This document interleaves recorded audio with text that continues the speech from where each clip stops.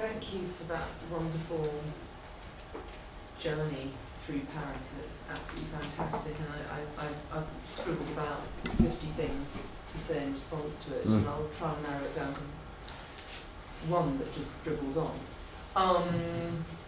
For me, one of the issues that we face at the moment is that we've stopped asking the question, what is a good life? And I think we stopped asking it roughly when the Enlightenment happened, in a funny sort of way. I think we stopped asking it when the Enlightenment happened. Oh, 18th century, sorry. Yeah, okay. And so instead of, as it were, seeing the city as a context in which to live a good life, the city starts to become a sort of a mechanism for solving the problems of life.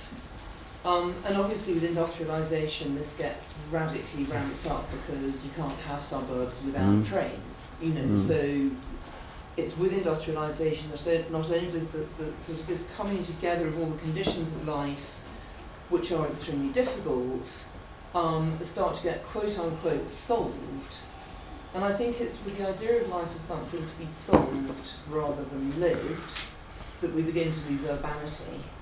And I mean, obviously, it's my habit to think through food, so just to give you an example, I mean, that image of the Louvre that you showed from the Turgot plan, actually just beyond the Louvre, what you saw was about 50 barges tied up at the Porte aux Crèves, this was the corn coming into Paris. And I think there's an amazingly fecund tension between the conditions necessary to life and a response to those which refers, both up and down, as it were, as you were saying, to cosmic conditions and also to acknowledging the ground without which life is not possible.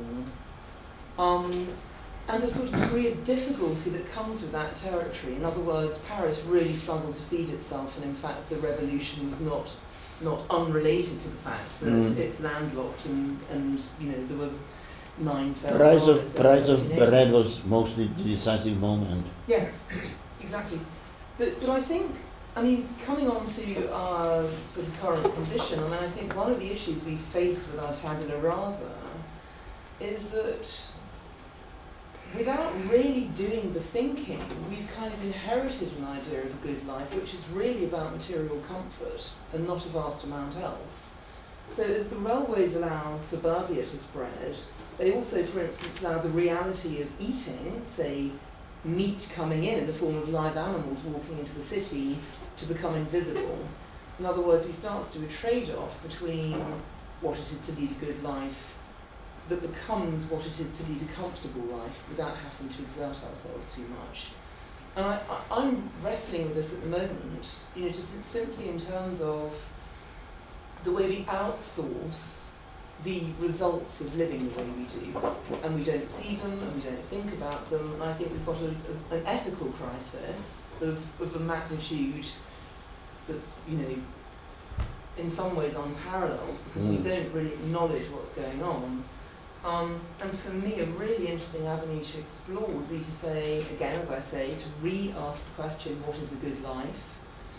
And use that as a sort of context for saying, what relationship should we have with the implications of living the way we do?